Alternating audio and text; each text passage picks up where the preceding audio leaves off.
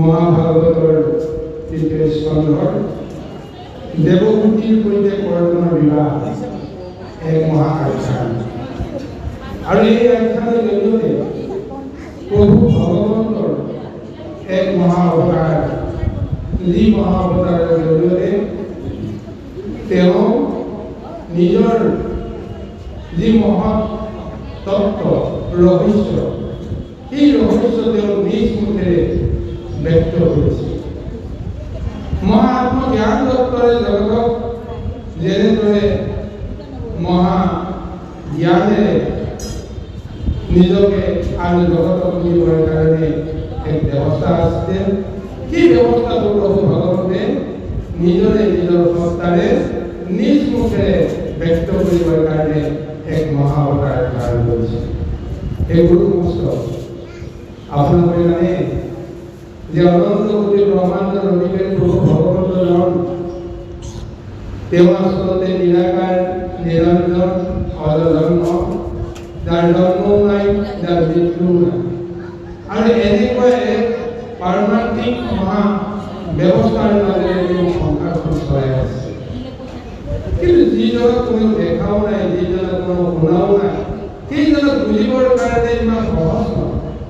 সেইকাৰণে প্ৰভু ভগৱানে লীলা কৰি যে ভগৱন্তটো আচলতে কেনেকুৱা, কি গুণৰ, কি তত্ত্বৰ অধিকাৰী, জগতক তেওঁ কেনেকৈ কৃপা কৰে, কেনেকৈ দয়া কৰে, এই সমস্তখিনি তেওঁ জনাবৰ কাৰণে, বুজাবৰ কাৰণে দুষ্ট দমন সংযম পালন কৰাৰ অৰ্থে, ধৰ্মক ৰক্ষা কৰাৰ অৰ্থে তেওঁ নানা অৱতাৰ ধাৰণ কৰিছে। যদিও তেওঁ নিৰাকাৰ, যদিও তেওঁ কোনো আকাৰ নাই, অদ্ভুত ঈশ্বৰ বুলি কোৱা হয়, তথাপিও তেওঁ গুণলীলা কৰি ভগৱন্তই কি কৰে এই তত্ত্বটো জগতক বুজাবৰ কাৰণে তেওঁ মহা অৱতাৰ ধাৰণ কৰিছে। মৎস্য কুৰ্মকে আদি কৰি 24টা মুখ্য অৱতাৰ ধাৰণ কৰাৰ কথা আমাক মহাভাগৱতে দিছে। এই 24টা অৱতাৰৰ ভিতৰত এক মনুষ্য অৱতাৰ ধাৰণ কৰিছে অভিৰূপে, আৰু তেওঁ যাৰ সন্তান হিচাপে পৰিচয় দিছে, আৰু তেওঁ সংসাৰে কেতিয়াও আহিব লগা হ'ল। এই গোটেই তত্ত্বটো দ্বিতীয় স্কন্ধ মহাভাগৱতৰ জৰিয়তে বৰ্ণনা দিছে। এতিয়া তেওঁ যিগৰাকী নাৰীৰ গৰ্ভত তেওঁ জন্ম লাভ কৰিছিল, সেইগৰাকী নাৰীক দেৱভূতি নামেৰে আখ্যা দিছে। আৰু যিজন পিতৃৰ ঔৰসত তেওঁ জন্ম হোৱাৰ অৱস্থাটো দেখুৱাইছে, সেইজন হৈছে কৰ্ণমৃষি। আৰু এই তত্ত্বটোকে আজি মহাভাগৱতৰ জৰিয়তে বৰ্ণনা দিয়া গৈছে যে কৰ্ণ কোন, দেৱভূতি কোন। প্ৰথমতে আমি তাকেই বিশ্লেষণ কৰি চাব লাগিব বা জানিবৰ কাৰণে কৰিব লাগিব। এই সংসাৰত যেতিয়া প্ৰভু ভগৱন্তে নিৰাকাৰ নিৰঞ্জন অৱস্থাৰে সংসাৰখনত এটা লীলা কৰিবলৈ ব্যৱস্থা কৰিলে, চিন্তা কৰিলে, তেতিয়া তেওঁ নাৰায়ণ ৰূপ ল'ব লগা হ'ল। জলত শয়ন কৰি অনন্ত শয্যাত তেওঁ আশ্ৰয় কৰি গোটেই সংসাৰৰ সৃষ্টিৰ ব্যৱস্থাটো তেওঁ আৰম্ভ কৰিলে। আৰু সেই অনুসাৰে প্ৰথমতে তেওঁ নাভিৰ পৰা এটা পদ্মফুল সৃষ্টি কৰিছিল, আৰু সেই নাভিৰ মাজেদি তেওঁ নিজৰ গৰ্ভৰ পৰা জন্ম প্ৰদান কৰা এটা শিশু সেই পদ্ম ঠাৰিডালতে আশ্ৰয় দিয়াই সেই ঠাৰিডালৰ জৰিয়তে তেওঁ নিজৰ অস্তিত্বটো বিচাৰি আঁকি উৰি মাৰি তেওঁ জানিব বিচাৰি আধা হৈ যোৱাৰ পিছত ভগৱন্তক তেওঁ মানে চিন্তা কৰিলে, তপস্যা কৰিলে, আৰু তাৰপিছত ভগৱন্তে স্বৰূপ দেখুৱাই তেওঁ এক মহা কৃপা কৰিলে। আৰু প্ৰভু ভগৱন্তক লাভ কৰি ব্ৰহ্মাই মহাভাগৱতটো তেওঁ ধাৰণ কৰিলে। অৰ্থাৎ প্ৰভু ভগৱন্তটো কেনেকুৱা কি, এই গোটেই তত্ত্বটো ভগৱন্তৰ ইচ্ছাতে ব্ৰহ্মাই জানিব পাৰিব।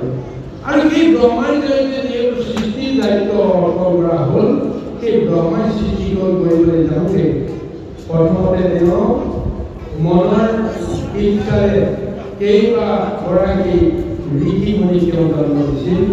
তাৰ ভিতৰত প্ৰথম 4 সিদ্ধাৰ পিছত নাৰদ, নাৰদৰ পিছত সপ্তঋষি, তাৰ পিছত আৰু কেইবাজনো তেওঁ নিজৰ দেহৰ বিভিন্ন অংগৰ জৰিয়তে তেওঁ সৃষ্টি কৰাইছিল।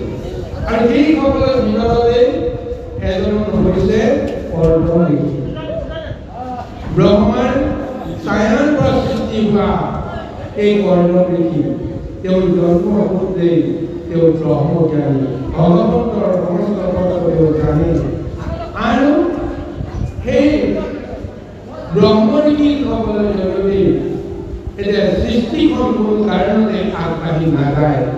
সেই কাৰণতে নাৰদে পুনৰ ভগৱন্তৰ শ্ৰীচৰণত পৰিপাত কৰি মিনতি কৰিছিল। আৰু সেই সূত্ৰে ভগৱন্তে তেওঁক এটা উপায় দিলে, তোমাৰ নিজৰ দেহৰ পৰাই দুটা স্বৰূপ তুমি সৃষ্টি কৰা, এটা হৈছে পুৰুষ আৰু প্ৰকৃতি। লিংগ দেখি এটা ৰূপ প্ৰদান কৰিবৰ কাৰণে তেওঁলোকে দিয়া আজ্ঞা দিলে আৰু প্ৰভু ভগৱানৰ ইচ্ছামতে আজ্ঞা অনুসৰি ব্ৰহ্মাই নিজৰ দেহৰ পৰা দুটা সত্তাক জন্ম দিলে। সেই সত্তাই হৈছে পুৰুষ আকৃতি আৰু নাৰী আকৃতি দুজন। পুৰুষজনক কোৱা হ'ল স্বয়ম্ভূ আৰু নাৰীগৰাকীক কোৱা হ'ল সতৰূপা। এই স্বয়ম্ভূ আৰু সতৰূপাৰ মাজত এটা সম্বন্ধ আনি দিয়াৰ লগে লগে গোটেই সংসাৰত লিংগ দেখি ব্যৱস্থাৰে নাৰী আৰু পুৰুষৰ ব্যৱস্থাৰে সৃষ্টি স্বয়ংক্ৰিয়ভাৱে আগবাঢ়ি ধৰিলে। আৰু এই স্বয়ম্ভূ আৰু সতৰূপাৰ মাজত যি সংসাৰ আহিল, সেই সংসাৰত 5টা সন্তানৰ আগমন ঘটিল, 3গৰাকী নাৰী আৰু 2জন পুত্ৰ।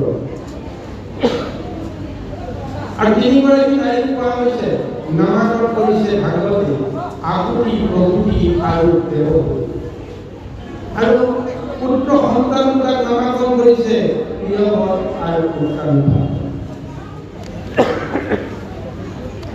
আৰু এই প্ৰিয়ব্ৰত আৰু উৎসাহিতৰ জৰিয়তে এটা বংশৰ ধাৰা আগুৱাই গ'ল।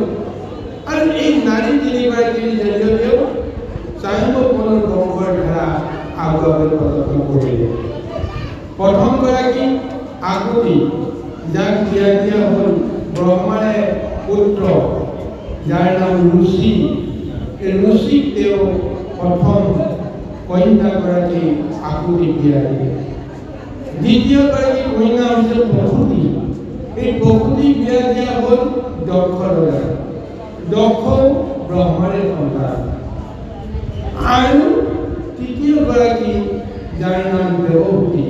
এই দেৱহূতিক বিয়া দিবৰ কাৰণে কৰ্দম ঋষিৰ লগত এক ব্যৱস্থা আহিল। আৰু এই দেৱহূতি আৰু কৰ্দমৰ মাজেৰে গোটেই সৃষ্টি বংশৰ যিটো ধাৰা আগুৱাই গ'ল, সেই বংশৰ ধাৰা প্ৰভু ভগৱন্তই মহা অৱতাৰ ধাৰণ কৰিলে। সেই ধাৰা অনুসৰি দেৱহূতিৰ গৰ্ভত কপিল মহাপ্ৰভু কিয় আহিব লগা হ'ল, কৰ্দম আৰু দেৱহূতিৰ লগত কিয় বিবাহ সম্পন্ন হ'ব লগা হ'ল, এই গোটেই তত্ত্বটো মহা আখ্যান স্বৰূপে কেইবাটাও সংবাদত আলোচনা হৈছে। প্ৰথম সংবাদ হিচাপে বিদুৰ আৰু মৈত্ৰী ঋষিৰ মাজত এক মহাসংবাদ চলি আছে। এই সংবাদত বিষয়টো আলোচনা হৈ আছে। আৰু একেখিনি কথাই সুকমণিয়ে পৰীক্ষিতৰ আগত যেতিয়া মহাভাগৱত প্ৰদান কৰিছিল,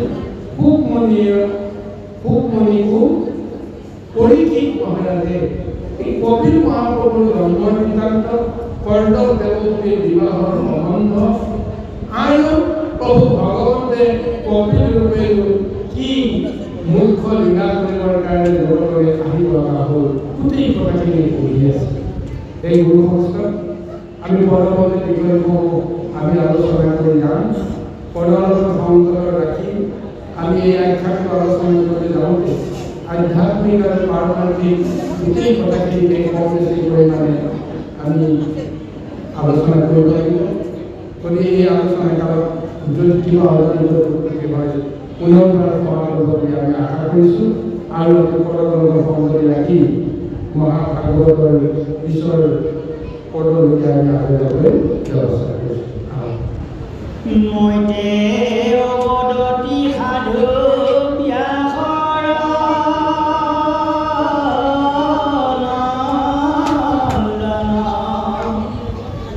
প্ৰশ্নৰ উত্তৰ কহোঁ অশুনাৰ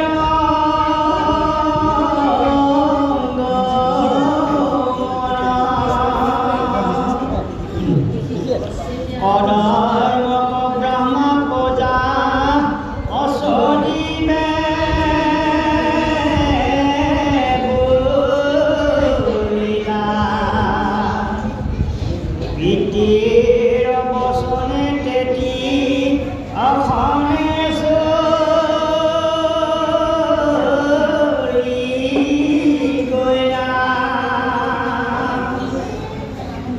সৰস্বতী তীৰে গৈলা অমনত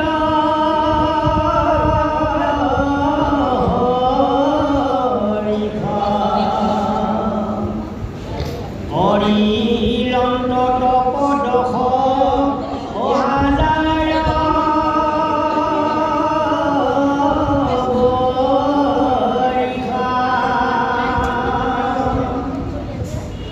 ভক্তি ভাবে নানা দৈবে অপূজা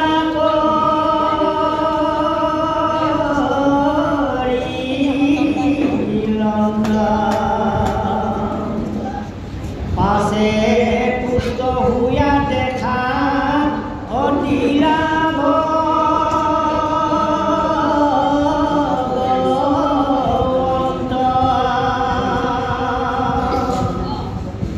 কোটি চন্দ্ৰ সম শুক্ল অদেহাজ্যোতি মন্ত শ্বেত পদ্মযুত পল অমালাপি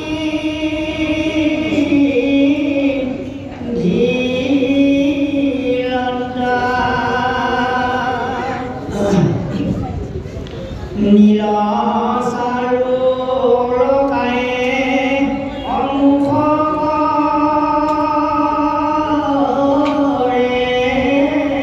কান্তি প্ৰফুল্ল কমল যেন অভমৰা পান্তি বিদুৰে যেতিয়া মৈত্ৰেয় মুনিৰ আগত কপিল আৰু দেৱভূতিৰ সম্বন্ধৰ বিষয়টো বা কৰ্দম আৰু দেৱভূতিৰ বিবাহৰ বিষয়টো আলোচনা কৰিবৰ কাৰণে তেওঁ অনুৰোধ কৰিছিল। তেতিয়াই মৈত্ৰেয় মুনিয়ে অতি আনন্দ মনেৰে বিদুৰক উপলক্ষ কৰি কৈছিল যে মৈত্ৰেয় বদতি শুনা ব্যাসৰ নন্দন প্ৰশ্নৰ উত্তৰ কহ শুনাতংগ মৈত্ৰেয় ঋষিয়ে বিদুৰক কিয় ক'ব লাগিব বিদুৰক ক'ত লগ পাইছিল এই কথাটোৰ বিষয়ে আমি অকণমান জানি লোৱাটো দৰকাৰ। যদিও আপোনালোকে সকলোৱে জানে যে বিদুৰ আৰু মৈত্ৰেয়ৰ মাজত কি মহা সংযোগ হৈছিল, কেনেকৈ সংযোগ হৈছিল, কিহৰ কাৰণত তেওঁলোকৰ সংবাদে আজি এক মহাভাগৱতক এক মহাৰূপ প্ৰদান কৰিছিল। এই গুৰুসংস্কাৰ যেতিয়া প্ৰভু ভগৱন্ত কৃষ্ণই 125টা বছৰৰ মহালীলা সামৰি তেওঁ বৈকুণ্ঠলৈ যাবলৈ বিচাৰিছিল, যদুবংশক ধ্বংস কৰাৰ পিছত বা যদুবংশক তেওঁ গতি লগোৱাৰ পিছত তেওঁ বৈকুণ্ঠলৈ যোৱাৰ যিটো ব্যৱস্থা কৰিছিল আৰু সেই ব্যৱস্থাৰ মাজতেই প্ৰভু ভগৱন্তৰ ভক্ত আৰু ভগৱন্তৰ মাজত এক মহাসংযোগ ঘটিছিল। ভক্তৰ ভিতৰত মৈত্ৰেয় আৰু উদ্ধৱ আৰু বিদুৰ। প্ৰভু ভগৱন্তে বৈকুণ্ঠত যি 6জন ভকতক মহাস্থান দিছিল, ত্ৰেতা যুগত যি কেইজন ভকতক তেওঁ স্থান দিছিল সেই কেইজনৰ নাম আপোনালোকে জানে, জাম্বৱন্ত, হনুমন্ত আৰু বিভীষণ। আৰু দ্বাপৰ যুগত যি 3জন মহাভক্তক তেওঁ বৈকুণ্ঠত স্থান দিছিল সেই 3জন ভকত হৈছে মৈত্ৰেয়, উদ্ধৱ আৰু বিদুৰ। এতিয়া এই দ্বাপৰৰ অন্তত যেতিয়া প্ৰভু ভগৱন্ত বৈকুণ্ঠলৈ যাবলৈ বিচাৰিছিল তেওঁ নিজৰ এই মৰমৰ যি ভক্ত 3জনক তেওঁ সাক্ষাৎ পাবলৈ তেওঁ অন্তৰৰ সৈতে বিচাৰিছিল, যদিও উদ্ধৱ আৰু মৈত্ৰেয়ক তেওঁ লগ পালে কিন্তু বিদুৰক তেওঁ চকুৱে বা শাৰীৰিকভাৱে বা কায়িকভাৱে তেওঁ জীৱনৰ অন্তিম মুহূৰ্তত লগ পাব নোৱাৰিলে। সেয়া হৈছে ভগৱন্তৰ দোষ যে বৈকুণ্ঠলৈ যোৱাৰ সময়ত বা ধৰাধাম এৰি থৈ যোৱাৰ সময়ত মৰমৰ ভক্ত বিদুৰক তেওঁ লগ নাপালে।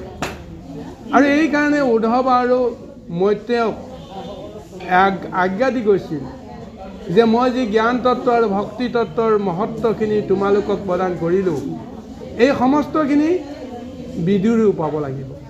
কিন্তু কেনেকৈ পাব? গতিকে এই বিদুৰক তোমালোকেই এই মহৎ তত্ত্বখিনি প্ৰদান কৰিবা মোৰ হৈ। গতিকে সেইকাৰণে উদ্ধৱ আৰু বিদুৰৰ মাজত প্ৰথম সাক্ষাৎ হৈছিল কেতিয়া?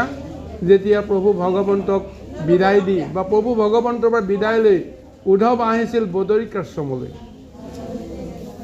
আৰু বিদুৰেও হস্তিনাপুৰৰ মহাযুদ্ধৰ যি মহা পয়োভৰ ঘটিছিল, সেইখিনি সময়ত বংশৰ মাজত হোৱা যিটো ডাঙৰ সংঘাত, সেইখিনি সহ্য কৰিব নোৱাৰাৰ ফলত তেওঁ দুৰ্যোধনৰ অপমান সহ্য কৰিব নোৱাৰি সংসাৰৰ সমস্ত মায়া ত্যাগ কৰি তেওঁ তীৰ্থ ভ্ৰমণ কৰিবলৈ তেওঁ যাবলৈ বাধ্য হ'ল। আৰু এনেকৈ তীৰ্থ ভ্ৰমণ কৰোঁতে কৰোঁতে কৰোঁতে কৰোঁতে সেইফালে যুদ্ধও শেষ হৈ গ'ল আৰু কৃষ্ণ প্ৰভু ভগৱন্তেও বহুদিনৰ অন্তত তেওঁ বৈকুণ্ঠলৈ গুচি গ'ল। এই সংবাদটো তেওঁ কাৰো পৰা পোৱা নাছিল। আৰু সেই তীৰ্থ ভ্ৰমণৰ অংশস্বৰূপে যেতিয়া ঘূৰি আহোঁতে যমুনা নদীৰ পাৰত সন্ধিয়া বেলা উদ্ধৱক তেওঁ লগ পাইছিল। লগ পোৱাৰ লগে লগে দুয়োজন মহাভক্তৰ মহাসংযোগ হৈছিল। গোটেই নিশাটো কৃষ্ণৰ সমস্ত তত্ত্বৰ কথা তেওঁ জানিব পাৰিলে। দুয়োজনে কৃষ্ণ লীলাৰ কথা আলোচনা কৰোঁতে কৰোঁতে গোটেই ৰাতিটো পাৰ হ'ল। আৰু তাৰপিছতে উদ্ধৱৰ পৰাই বিদুৰেও গম পাইছিল যে মৈত্ৰেয় মুনিৰ পৰাও ভক্তিৰ সমস্ত তত্ত্বটো তেওঁ লাভ কৰিব লাগিব। কৃষ্ণই আজ্ঞা দি কৈছে বা কৃষ্ণৰ বাঞ্ছা অনুসৰি বিদুৰে মৈত্ৰেয়ক লগ পাব লাগিব। সেই অনুসৰিয়ে পিছদিনাখন উদ্ধৱক যেতিয়া তেওঁ এৰিব লগা হ'ল আৰু উদ্ধৱক এৰি তেওঁ পোনে পোনে মৈত্ৰেয় ঋষিৰ আশ্ৰমত তেওঁ উপস্থিত হ'ল। আৰু সেই মৈত্ৰেয় ঋষিৰ আশ্ৰমত উপস্থিত হওঁতেই মৈত্ৰেয়ৰ জৰিয়তে এই গোটেই সংবাদটো আলোচনা কৰি আছে। এতিয়া এই আলোচনাৰ সূত্ৰত এতিয়া মৈত্ৰেয় মুনিয়ে বিদুৰক কৈছে যে ব্ৰহ্মাৰ পুত্ৰ হৈছে কৰ্দম। এদিন ব্ৰহ্মাই আহি কৰ্দমক ক'লে যে হে পুত্ৰ, তুমি জন্মৰ পৰাই তুমি ব্ৰহ্মজ্ঞানত বা তপ আৰু জপত তুমি নিবিষ্ট হৈ আছা, কিন্তু এই সংসাৰলৈ আহিলে সংসাৰী ধৰ্মটো পালন কৰিব লাগিব। গতিকে মই তোমাক আশা কৰিছোঁ তুমি সংসাৰ প্ৰৱেশ কৰা আৰু তোমাৰ জৰিয়তে সংসাৰ বৃদ্ধি হোৱাৰ যিটো ব্যৱস্থা আৰম্ভ হওক। ব্ৰহ্মাই যেতিয়া কৰ্দমক বা পুত্ৰক যেতিয়া আজ্ঞাটো দিলে, লগে লগেই পুত্ৰৰ ধৰ্ম ৰক্ষা কৰি কৰ্দমে ব্ৰহ্মাক বাক্য দিব লগা হ'ল যে হে পিতৃ, মই আপোনাৰ আজ্ঞা নিশ্চয় মানিম বা মই পালন কৰিম, কিন্তু মোক সময় দিব লাগিব।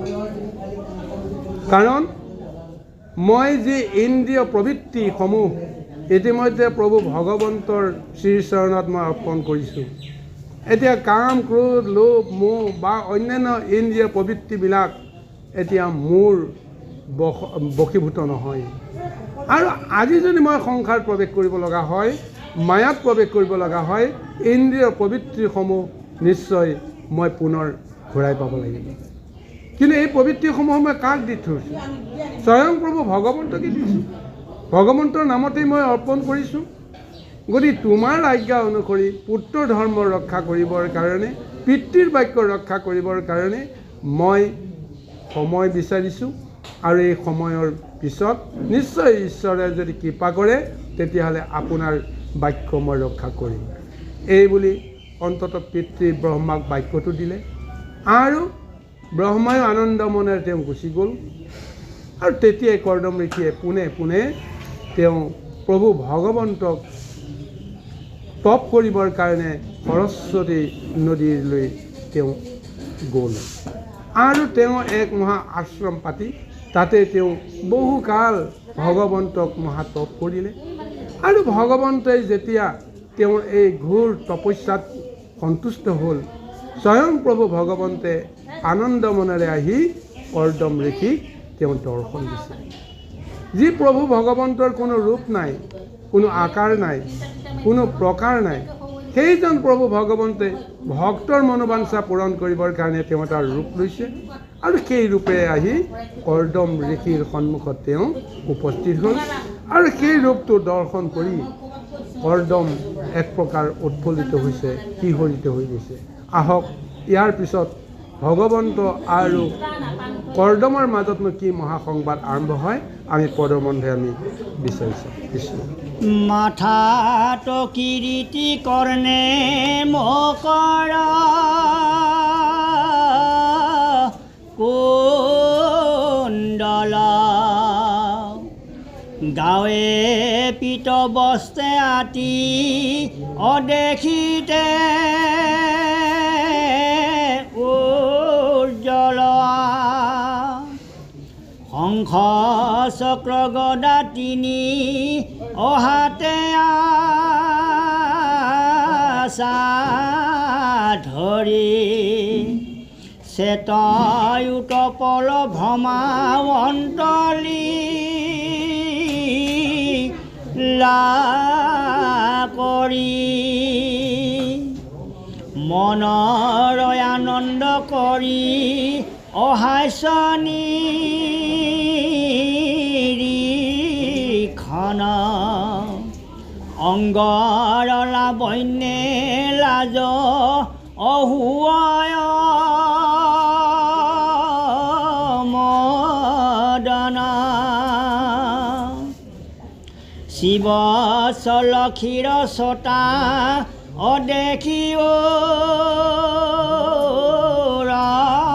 স্থলে কণ্ঠত কৌস্তভ নৱ অভানুষ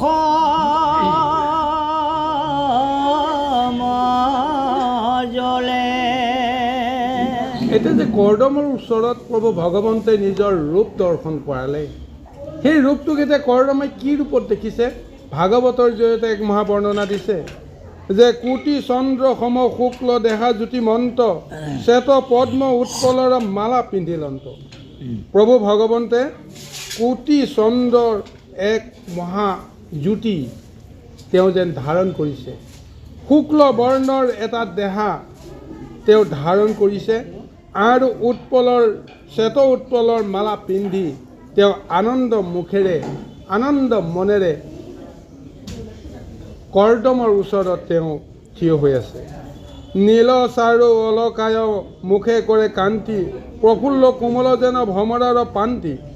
প্ৰভু ভগৱন্তৰ মুখখনত ইমান সুন্দৰ, তেওঁ নীল বৰণীয়া দেহৰ মাজেৰে নীল বৰণীয়া গাৰ বৰণৰ মাজেৰে তেওঁ মুখৰ কান্তিয়ে যেনেকুৱা এক শোভা বৰ্ধন কৰে, সেই শোভাটো দেখা পোৱাৰ লগে লগেই সমস্তৰে দুখ মন সমস্তবিলাক কি হৈ যায়, ভৰি যায়।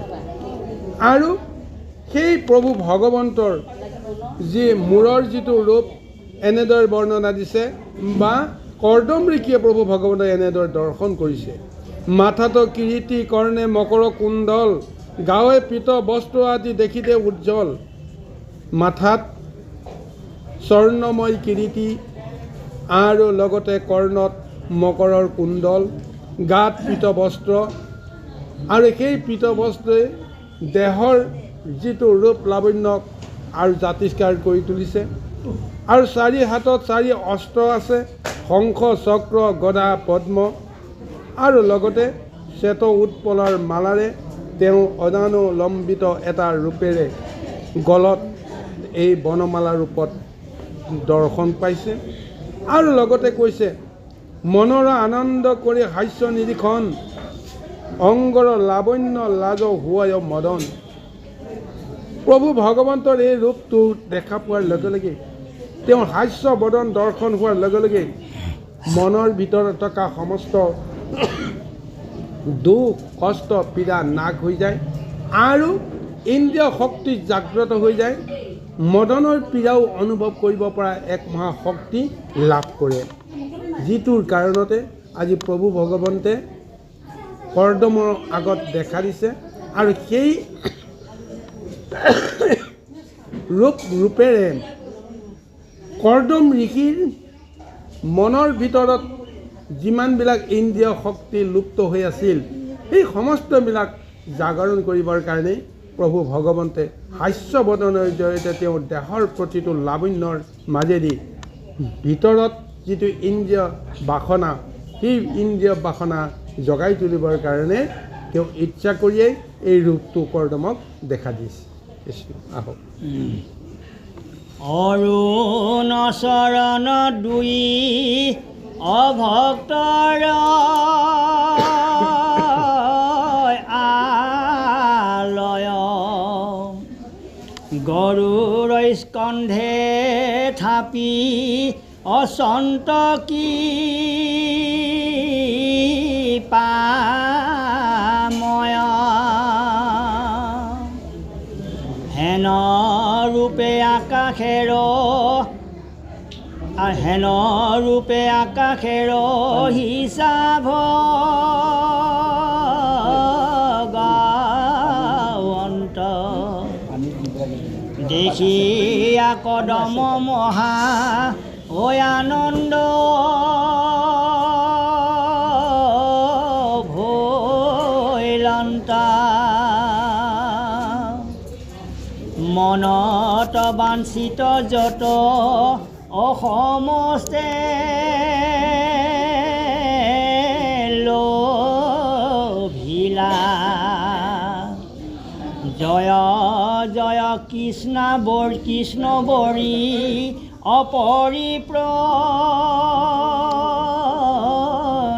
অপৰিপ্ৰণামিলা পাছে উঠি কীৰ্তঞ্জলি অহুয়ান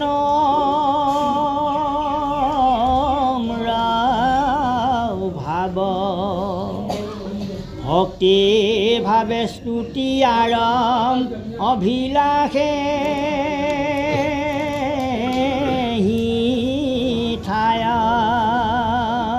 এতিয়া কৰ্দমে পুনৰ দেখিছে যে প্ৰভু ভগৱন্তৰ যি অৰুণ চৰণ দুখনি যি চৰণ দুখনিতে ভক্তসকলে সদায় আশ্ৰয় কৰি থাকে সেই অৰুণৰ চৰণ দুখনি তেওঁ গৰুড়ৰ স্কন্ধত তেওঁ স্থাপন কৰি তেওঁ বিমানতে ৰৈ কৰ্দমৰ ফালে তেওঁ হাস্যবদনে চাই আছে আৰু কৰ্দমেও প্ৰভু ভগৱন্তৰ এই ৰূপটো দেখা পোৱাৰ লগে লগেই তেওঁ মনৰ যেন সমস্ত অভিলাষ যেন পূৰণ হৈ গ'ল সমস্ত বাঞ্ছিত ফল যে তেওঁ লাভ কৰিলে এক মহা আনন্দ তেওঁ উপলব্ধি কৰিছে আৰু সেইজন যে প্ৰভু ভগৱন্তই হয় এই কথাটো তেওঁ যেতিয়া অন্তৰে সৈতে যেতিয়া তেওঁ বিশ্বাস কৰি ল'লে দৃঢ়তাৰে তেওঁ ধাৰণ কৰি ল'লে সেই প্ৰভু ভগৱন্তৰ শ্ৰীচৰণত পৰি তেওঁ এতিয়া মহাস্তুতি কৰিবলৈ আৰম্ভ কৰিছে আহক কি মহাস্তুতি কৰি কৰ্দমে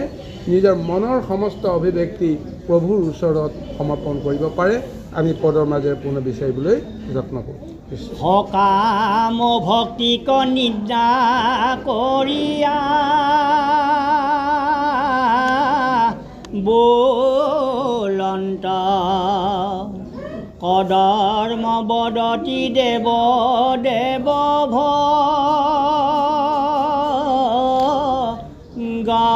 গাৱন্ত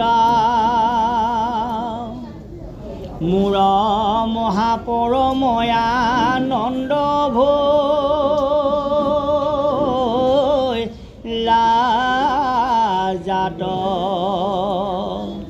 চক্ষুৰ ফলকৈ আজি অদেখিলো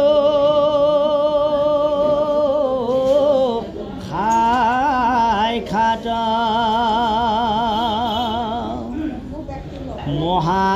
মহাযোগী সবে অজাকনে দেখয় সাক্ষাতে প্ৰত্যক্ষ ধৈলা অহেন কি পাময় তজু পাদ পদ্ম যিটো অসকামে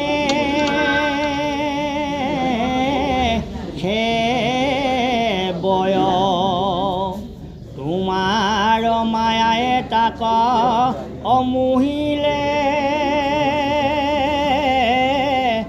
নিশ্চয়া তথাপিতো ভাৰজা বিহা অকৰিবা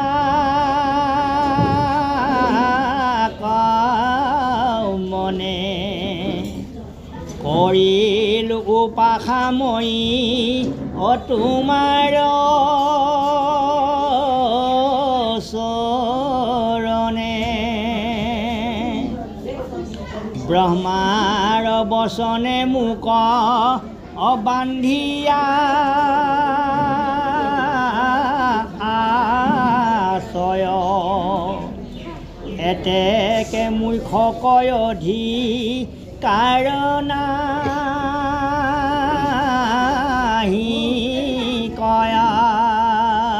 এতিয়া কৰ্দম ঋষিয়ে প্ৰভু ভগৱন্তৰ ওচৰত এই বুলি নিবেদন কৰিছে, মহাস্তুতি কৰিছে যে হে প্ৰভু, এতিয়া মই জানো যে সকামী আৰু নিষ্কামী দুটা ভকতিৰ পন্থ আছে। এই দুয়োটা পন্থৰ ভিতৰত নিষ্কাম যি পন্থ, সেই পন্থৰেহে জীৱসকলে সংসাৰৰ পৰা গতি আৰু মুক্তি লাভ কৰিব পাৰে। আৰু তুমি যাক দৰ্শন দিয়া, সেই দৰ্শন পোৱা মাত্ৰকে তেওঁ নিষ্কাম ভকতিৰ পাত্ৰ হৈ পৰিব পাৰে। কিন্তু মই যে আজি আপোনাক মই পূজা কৰিলোঁ, মই যে তপ কৰিলোঁ, আপুনি যে মোক দয়া কৰি এই মহামূৰ্তি মোক যে দৰ্শন দিয়ালে, তাৰ জৰিয়তে মোৰ অন্তৰত সকামী ভক্তি জাগৰণ আজি হৈছে। কিন্তু আচলতে সকামী ভক্তি জাগৰণ হ'ব নালাগিছিল। নিষ্কাম ভক্তিহে তুমি আটাইতকৈ বেছি ভাল পোৱা। কিন্তু তথাপিও মোৰ অন্তৰত সকামী ভক্তিৰ প্ৰতি কোনো আস্থা নাই যদিও মই আজি সকামতে মই তোমাক আজি মই স্তুতি কৰিব বিচাৰিছোঁ, বা মই বাঞ্ছা কৰিব বিচাৰিছোঁ। তোমাৰ মুক্তি, তোমাৰ দৰ্শন পোৱাৰ লগে লগে মই মুক্তি পাই যাব পাৰোঁ, কিন্তু মই এতিয়া মুক্তি বিচৰা নাই। কিয়নো মই এতিয়া পিতৃৰ ওচৰত দায়বদ্ধ হৈ আছোঁ। পিতৃক মই বচন দিছোঁ, পিতৃ ব্ৰহ্মাই মোৰ পৰা সৃষ্টিখন বিকশিত হোৱাটো বিচাৰিছে, মোৰ সৃষ্টিকৰ্মত জড়িত হ'বলৈ বিচাৰিছে। সেইকাৰণে প্ৰভু মই তোমাৰ ওচৰত তপ কৰিছিলোঁ, একমাত্ৰ পিতৃৰ বাক্য ৰক্ষা কৰি সংসাৰী ধৰ্ম পালন কৰিবৰ কাৰণে মোক আপুনি কৃপা কৰক। আৰু তোমাৰ দৰ্শনৰ সূত্ৰেই যিহেতু মহামুক্তি লাভ কৰে, মই এতিয়া মুক্তি নিবিচাৰোঁ। তুমি যদি ইচ্ছা কৰা, প্ৰথমতে মোক এই সকামীভাৱে সংসাৰত প্ৰৱেশ কৰাৰ যিখিনি ব্যৱস্থা, এই ব্যৱস্থাখিনি প্ৰদান কৰা। আৰু যদি ইচ্ছা কৰে তাৰ পিছত উপযুক্ত বুলি আপুনি গণ্য কৰিলে মোক পিছত এই যিটো মুখ্যৰ যিটো ব্যৱস্থা, সেইটো পিছতো প্ৰদান কৰিবা। কিন্তু সদ্যহতে এতিয়া ব্ৰহ্মাৰ বচনে মোক বান্ধিয়া আছয়, এতেকে মুখ্যকো অধিকাৰো নাহি কয়। পিতৃ ব্ৰহ্মাৰ বচনত এতিয়া মই আবদ্ধ হৈ আছোঁ যেতিয়া, মই এতিয়া মুক্তি পাব নিবিচাৰোঁ, বা মই মুখ্য প্ৰাপ্তি হোৱা বাসনা কৰিব নিবিচাৰোঁ। গতিকে সকামীভাৱে মই তোমাৰ শ্ৰীচৰণত মই প্ৰণিপাত কৰিছোঁ। কৃষ্ণ। কিন্তু অনুৰূপ মোৰ ভাৰ যাই চাই আছে,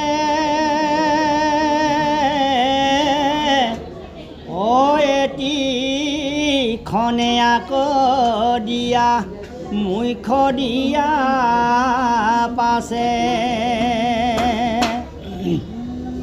কামাতুৰ কৰ্ম যত তাকয় নাদৰি,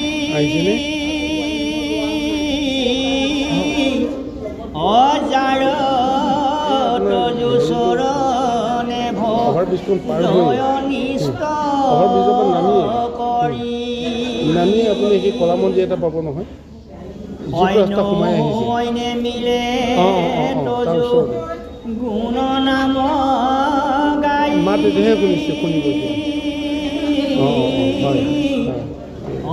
আনন্দে থাকয় দেহা ধৰ্ম কয়ে ৰাই, তা সম্বাৰ মনে জানি দিয়া ভাল যায়,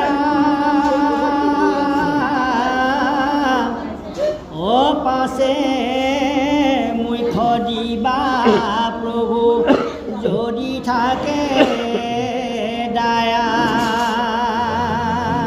এটা ঋষিয়ে পুনৰ ভগৱন্তৰ ওচৰত এইবুলি নিবেদন কৰিছে যে হে প্ৰভু, মই যদি সংসাৰত যদি প্ৰৱেশ কৰিব লাগে তেতিয়াহ'লে মনোমত এগৰাকী ভাৰ্যাৰ প্ৰয়োজন আছে, কিন্তু মই ভাৰ্যা ক'ত পাম? মই আজি নিজকে বুজিছোঁ যে মোৰ সমকক্ষ ভাৰ্যা পাবৰ কাৰণে এই সৃষ্টিত মোৰ কোনো উপায় নাই।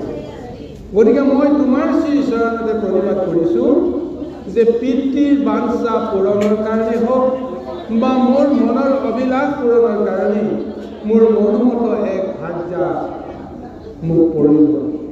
গতিকে প্ৰথমতে হে প্ৰভু, মোৰ ওপৰত যদি আপুনি দয়া কৰিছে, কৃপা কৰিছে, মোৰ ওপৰত যদি সদয় হৈছে, তেতিয়াহ'লে মোৰ বাঞ্ছিত মনোমত এগৰাকী ভাৰ্যা আপুনি প্ৰদান কৰক।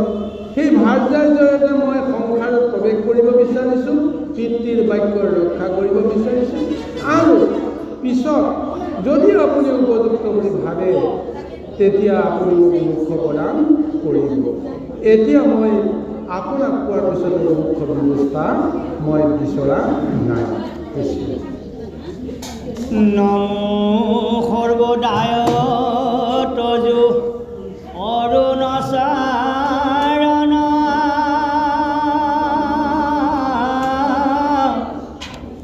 এহি বুলি মৌন ভৈলা ব্ৰহ্মাৰ নিদন কদমৰ নিকপট বাক্য শুনি হৰি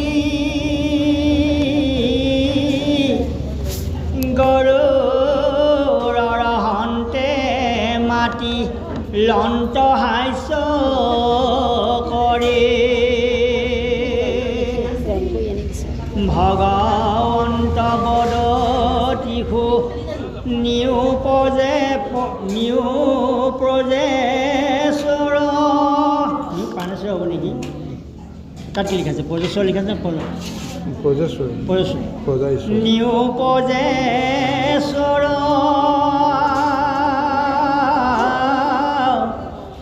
অপূৰ্বে জন্মি আছে তজু সংকল্প মনৰা জীৱা হেতু মোক তুমি কৰিলা পূজন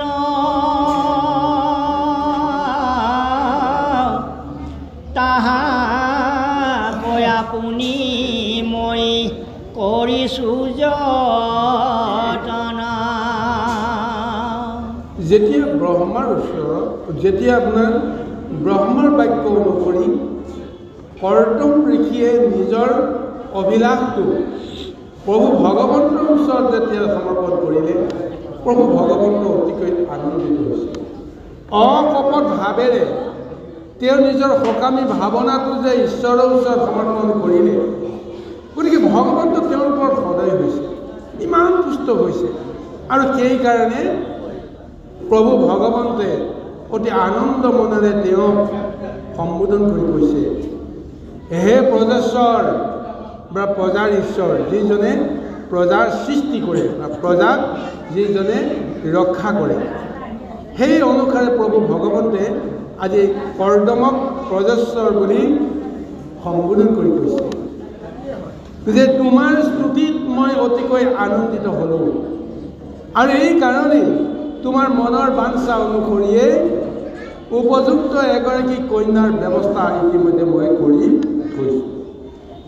তুমি চিন্তা কৰিব নালাগে যে এই উপযুক্ত কন্যাগৰাকীৰ লগতেই তোমাৰ সংসাৰ আৰম্ভ হ'ব। চাওক প্ৰভু ভগৱন্তে যি মুহূৰ্ততে কৰ্দমৰ এই অভিলাষৰ কথা ব্যক্ত হৈ গৈছে বা তেওঁ জানিব পাৰিছে, সেই মুহূৰ্ততে তেওঁ কৈ দিছে যে তুমি যে এদিন পিতৃৰ বাক্য ৰক্ষা কৰিবৰ কাৰণে মনস্থ কৰি তুমি যে মোৰ ওচৰলৈ আহিলা, মোক যে তুমি তপ আৰম্ভ কৰিলা, 10,000 বছৰ পাৰ হৈ গ'ল তপ কৰোঁতে তপ আৰম্ভ কৰাৰ সময়ত এই সংসাৰত তোমাৰ উপযুক্ত কোনো কন্যাৰ ব্যৱস্থা হোৱা নাছিল, সৃষ্টিতেই নাছিল। কিন্তু যেতিয়া তোমাৰ অভিলাষটো বুজি পালোঁ, তাৰ পিছতে তোমাৰ উপযুক্ত এগৰাকী কন্যাৰ এই সৃষ্টিলৈ অনাৰ যিটো ব্যৱস্থা ঠিক মই আৰম্ভ কৰিলোঁ। অৰ্থাৎ প্ৰভু ভগৱানে কৈছে, তুমি তপ কৰি থকাৰ সময়তেই তোমাৰ মনৰ কথা জানিব পাৰি, বুজিব পাৰি, তোমাৰ আকাংক্ষা পূৰণৰ কাৰণে আজি যিটো অভিনয় কৰিছা সেই অনুসৰি মই আগতেই তাৰ ব্যৱস্থা কৰিহে তোমাৰ ওচৰলৈ আহিছোঁ। কাৰণ মই অহাৰ লগে লগে তোমাৰ আশাটো পূৰণ হ'ব লাগিব। আৰু তুমি আজি যিটো ব্ৰহ্মৰ যিটো তপস্যী যিটো ৰূপ লৈ আছে, তুমি যিটো শক্তি কাম কৰি আছা, তোমাৰ শক্তি ধাৰণ কৰিব পৰাকৈ এগৰাকী নাৰী উপযুক্ত হ'ব লাগিব।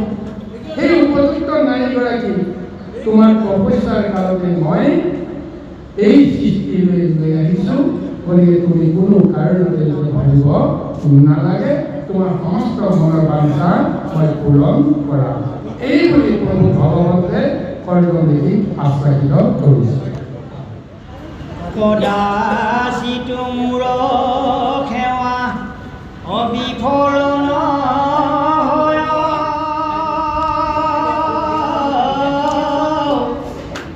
স্বয়ম্ভু মনুৰ যিটো ব্ৰহ্মাৰ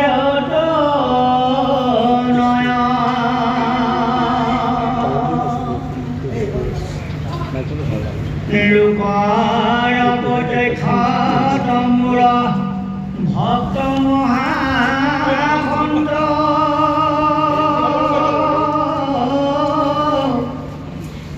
ব্ৰহ্মা অন্তে থাকি হবে অপৃথিৱী পালন্ত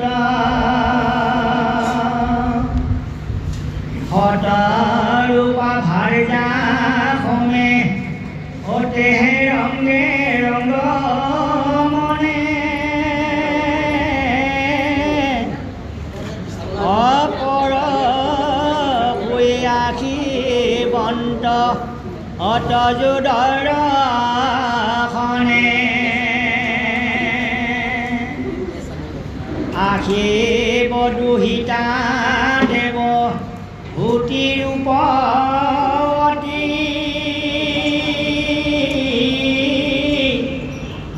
তোমাৰ বিবাহ তোমাক বিবাহ দিয়া যায় গো মহামতে।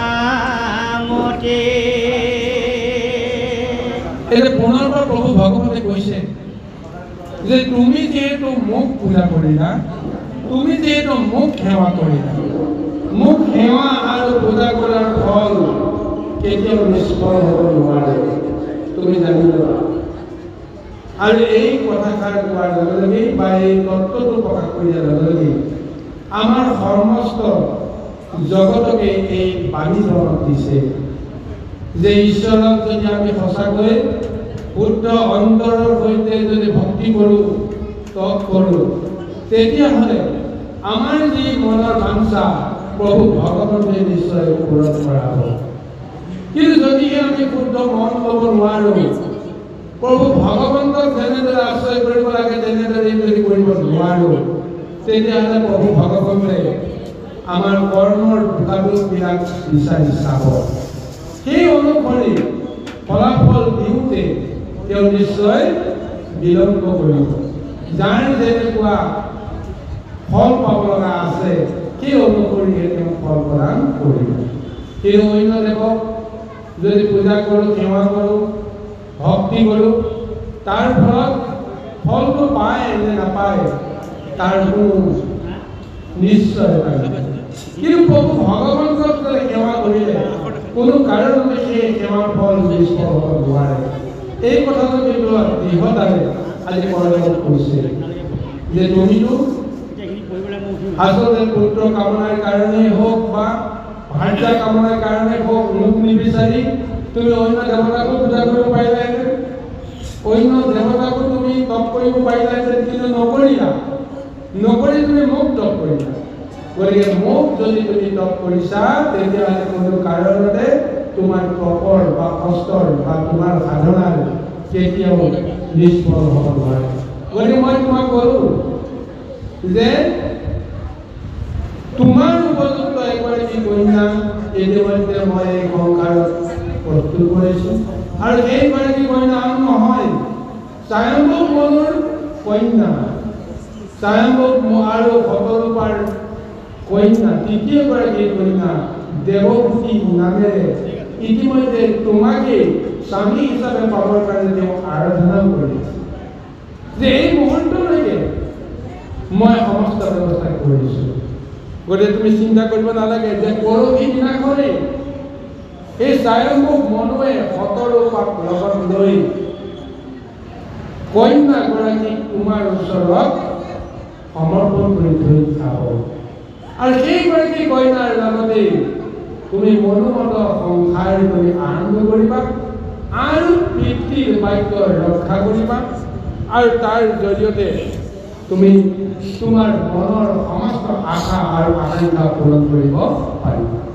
কৃষ্ণ অশেষ কন্যা অ তোমাৰ মনৰ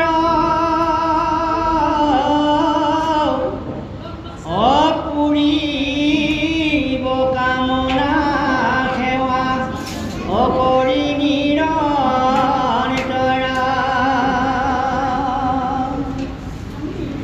বেটান গৰ্ভে তজু বীজে হইবে জাত নবশক্তি ৰাজ কন্যা জগতে কৈঘাত মই নিজ অঙ্গে দেব ভূতিৰ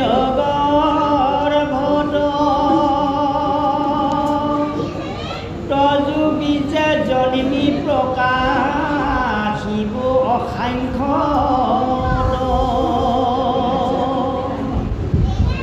তুমিও সন্যাস ধৰি কৰিভূত দয়া সমস্তকো মুখ দেখি তৰিবা মায়া পাছেইটো দেহাৰি মুখ পাইবা যাই অকহিলো নিশ্চয় আত একো শংকা নাই এই বাক্য কদমক বুলি ভগৱন্ত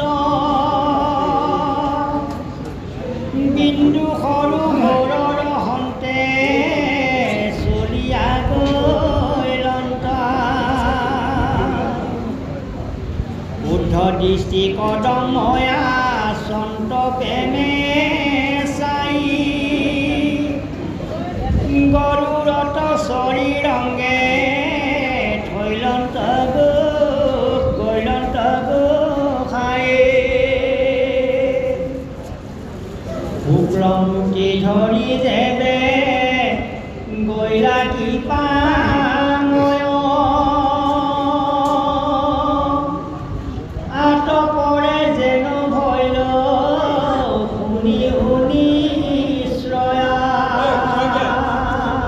প্ৰভুৱে পুনৰ কৈছে যে হে মহামুনি, এতিয়া কি ৰাজকন্যাই দেৱভূতিয়ে তোমাৰ সমস্ত মনৰ বাঞ্ছা পূৰণ কৰে আৰু মহাশক্তিয়ে মই তোমালোকৰ ওচৰত অৱতাৰ ধাৰণ কৰিম। তাৰ আগতে নৱগোটা কন্যা তোমালোকৰ সংসাৰলৈকে আহিব, আৰু নৱগোটা কন্যা অহাৰ পিছত মই নিজেই পুত্ৰ হিচাপে তোমাৰ সন্তান হিচাপে জগতক পৰিচয় দিয়াৰ কাৰণে মই নিজেই আহিম আৰু আহি মই গোটেই সংসাৰত যি মহা আত্মতত্ত্ব জ্ঞান যাক সাংখ্য জ্ঞান বুলি কোৱা হৈছে এই সাংখ্য জ্ঞানৰ তত্ত্ব মই প্ৰচাৰ কৰিম আৰু এই সাংখ্য জ্ঞানৰ তত্ত্ব যিসকলে লাভ কৰিব পাৰিব সেইসকলে সংসাৰৰ পৰা মহামুক্তি লাভ কৰিবৰ কাৰণে এক মহাশক্তিও লাভ কৰিব পাৰিব আৰু মই নিজেই নিজৰ এই মহাতত্ত্বটো মই প্ৰচাৰ কৰিম তোমাৰ পুত্ৰ হিচাপে মই জন্মগ্ৰহণ কৰিম যিহেতু তুমি মোক তপ কৰিলা মোক আশ্ৰয় কৰিলা সেইকাৰণেই তোমাৰ ওপৰত তুষ্ট হৈ মই আজি বাক্য দিলোঁ মই তোমাৰ পুত্ৰ হিচাপে জন্মগ্ৰহণ কৰি তোমাৰ যশ আৰু কীৰ্তি মই বঢ়াম এই বুলি প্ৰভু ভগৱন্তে আশ্বাসিত কৰি সেই গৰুড়ৰ বাহনতে উঠি তেওঁ লাহে লাহে কৰ্দমৰ দৃষ্টিৰ পৰা আঁতৰি যাবলৈ আৰম্ভ কৰিল বিন্দু সৰোবৰ ফালে গতি কৰিছে প্ৰভু ভগৱানে আৰু লাহে লাহে যেতিয়া কৰ্দমৰ দৃষ্টিৰ পৰা আঁতৰি গৈ আছে সেই সম্পূৰ্ণ দৃষ্টিৰ পৰা আঁতৰি নোযোৱালৈকে কৰ্দমে থৰ হৈ প্ৰভু ভগৱানলৈ চাই আছে কীৰ্তন কৰি তেওঁ মহা আনন্দৰে ৰৈ আছে এই যে বিন্দু সৰোবৰ